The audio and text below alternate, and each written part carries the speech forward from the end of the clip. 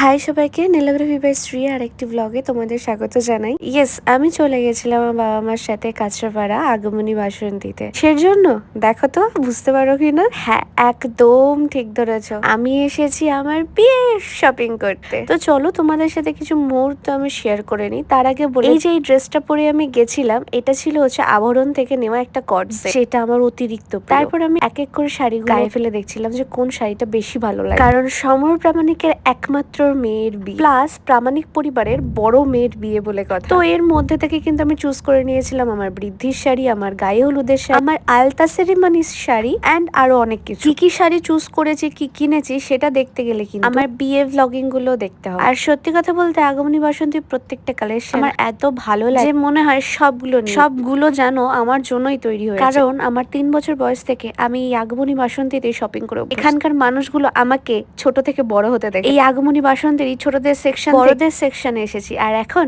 বিয়ের সেকশন। আমার দাদাদের জন্য কিছু পাঞ্জাবি এবং বাড়ির আত্মীয় স্বজনের জন্য কয়েকটা জিনিসপত্র কেনা হচ্ছে। তারপরে আগমনী বাসন্তীর মালিক, অর্থাৎ আমি যাকে মেজো জেঠু বা বড় জেঠু বলেছি, তারা আমাদের জন্য কিন্তু লাঞ্চের ব্যবস্থা করেছে। হ্যাঁ, এর আগের দিনও যেদিনকে মা বাবা গেছিল শপিং করতে, সেদিনকেও মা বাবাকে লাঞ্চ প্রোভাইড করা হয়েছিল। ওনাদের আদর আপ্যায়ন সমস্তটাই আমাকে সব সময়ের জন্য আপ্লুত করে তোলে। শুধুমাত্র ওদের কালেকশন নয়, জেঠুদের ব্যবহার, স্টাফদের ব্যবহার ছোটবেলা থেকে দেখে আসি, আজ অব্দি এক ফোঁটাও বদলাই। এই যে সেই স্মৃতির শাড়ি, ইয়েস এটা আমার বিয়ের বেনারসি। ভিডিওটা ভালো লাগলে অবশ্যই এটা লাইক কমেন্ট করে দিও। দেখা হচ্ছে পরের কোনো ভ্লগে। কারা কারা কাঁচরাপাড়া আগমনী বাসন্তী থেকে শপিং করেছো বা করবে অবশ্যই কিন্তু কমেন্টে জানিও। আজকের জন্য টাটা।